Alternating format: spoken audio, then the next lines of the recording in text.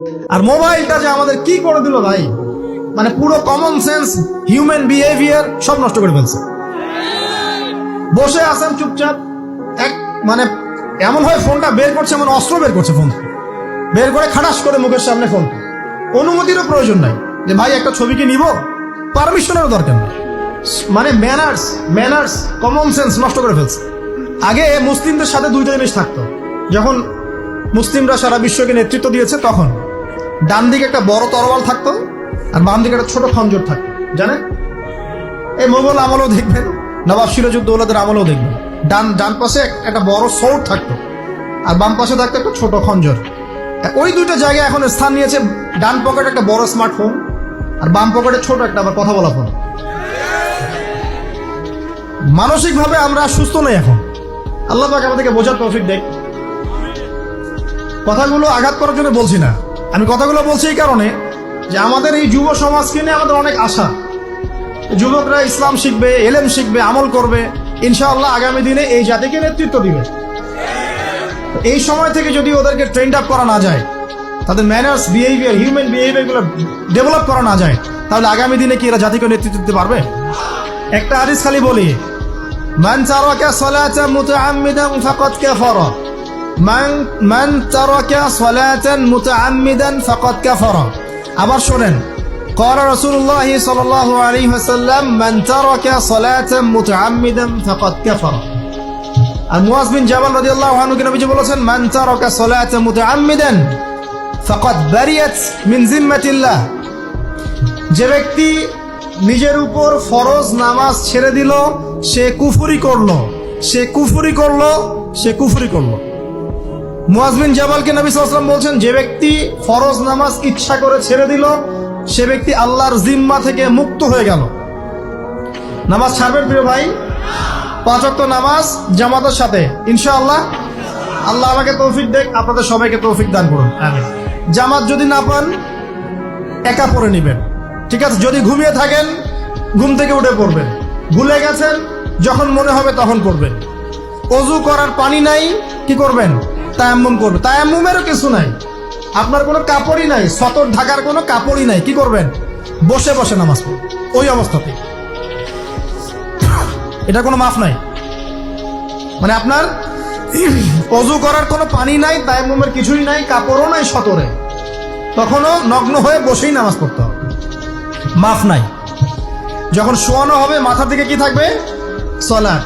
তাহলে আমরা যারা ফরজ সালাত এখন আদায় করছি না, আজকে তওবা করেন, বলেন আস্তাগফিরুল্লাহ আল্লাযী লা ইলাহা ইল্লা হুয়াল হাইয়ুল কাইয়্যুম ওয়া আতুবু ইলাইহি।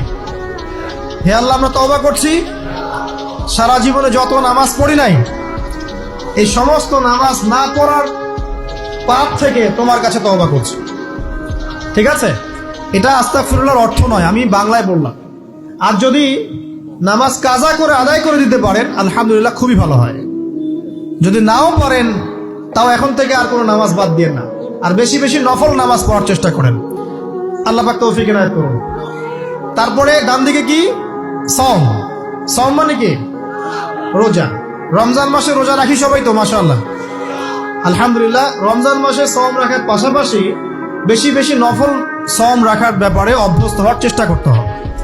সবচেয়ে সেরা সওমগুলো হচ্ছে মাসের 3 দিন, আইয়ামে বীজের সওম, চাঁদের 13, 14 এবং 15 তারিখ। আর সপ্তাহে 2 দিন, সেটা হলো বৃহস্পতিবার এবং কি সোমবার। আল্লাহ পাক তৌফিক দান করুন, আমিন। এছাড়া আরাফার সওম আছে, আশুরার সওম আছে, ঠিক আছে? জিলহজ মাসের প্রথম 10 দিন রাখতে পারেন, ইত্যাদি। এবার বাম দিকে কি? যাকাত। যেটা বলছিলাম, যাকাতের সাথে আমরা খুব একটা পরিচিত নই, অথচ যাকাত একটা ফরজ ইবাদত। কেউ যদি নামাজ এবং যাকাতের মধ্যে পার্থক্য করে, সে ব্যক্তি কাফের হয়ে যাবে। কেউ যদি মনে করে নামাজ আমি মানি, যাকাত আমি মানি না, তাহলে কাফের হয়ে যাবে।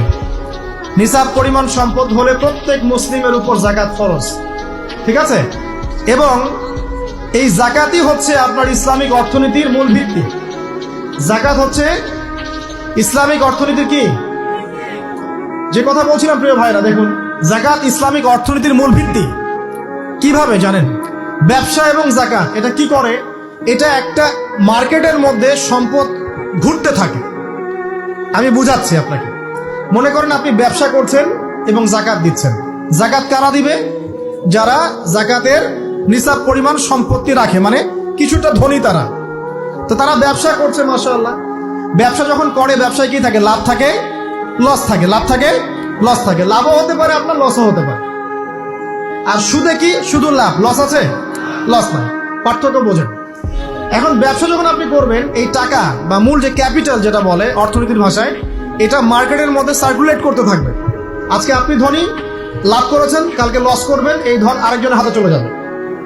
সে আবার ব্যবসা করছে, সে লাভ করলে সম্পদ তার হাতে থাকলো, লস করলে আরেকজনের হাতে। মানে এই মানিটা, ক্যাপিটাল যেটা, এটা মার্কেটের মধ্যে ঘুরতে থাকে, ঘুরতে থাকে। আজকে কেউ ধনী, কালকে কেউ ধনী, আজকে কেউ ফকির, কালকে কেউ ধনী, এভাবে। এখানে আল্লাহ পাক যাকে ইচ্ছা হয় ধন দেন, যাকে ইচ্ছা হয় দরিদ্র করেন। এটা আল্লাহ পাক নিয়ন্ত্রণ করেন। আবার এর মধ্যে যারা ধনী হবে তারা আবার জাকাত দিবে। কাকে জাকাত দিবে? যে গরিব তাকে। এই কারণে অর্থনৈতিক সাম্য থাকবে এবং টাকা, ক্যাপিটাল মার্কেটে সার্কুলেট করতে থাকবে। এটা হচ্ছে ইসলামিক ইকোনমিক্স। বোঝাতে পারছি না মনে হয়? আর রিবায় কি হবে? রিবায় কোনো লসের চান্স নাই। মানে এখানে ধনী আরো ধনী হতে থাকবে, গরিব আরো গরিব হতে থাকবে, প্লাস জাকাতও দিবে না। তখন সমাজের একটা অংশ অনেক ধনী হবে, আরেকটা অংশ একদম মাটিতে পড়ে যাবে, কোনো ব্যালেন্স হবে না। এই কারণে বিশ্বের একটা অংশ, ওই বিশ্বের একটা বড় অংশ যারা সুদখোর, যেখান থেকে সুদ এসেছে, ওইটা আস্তে আস্তে ধনী হয়ে গেছে এবং বিশ্বের বহু কান্ট্রি আস্তে আস্তে দারিদ্র সীমার নিচে চলে আসছে। এটা শুধু ব্যক্তির ক্ষেত্রেই নয়, সমাজের ক্ষেত্রেই নয়, পুরো বিশ্বেটা হচ্ছে। তো এই হলো রিবা এবং ব্যবসা ভিত্তিক, জাকাত ভিত্তিক ইকোনমিক সিস্টেমের পার্থক্য, বেসিক ডিফারেন্স। রিবার মধ্যে আল্লাহ পাক তার হাত উঠিয়ে নেন, আল্লাহ পাক সেখানে আর ইন্টারফেয়ার করেন না। ঠিক আছে, সুদ খাচ্ছ, তুমি তোমার মতো চলো। আর ব্যবসা ভিত্তিক ইকোনমিক্স চললে আল্লাহ পাক সেখানে কাউকে ধন দিবেন, কারো কাছ থেকে নিবেন। আপনার ধন নিয়ে আমাকে দিবেন, আমার ধন নিয়ে আপনাকে দিবেন।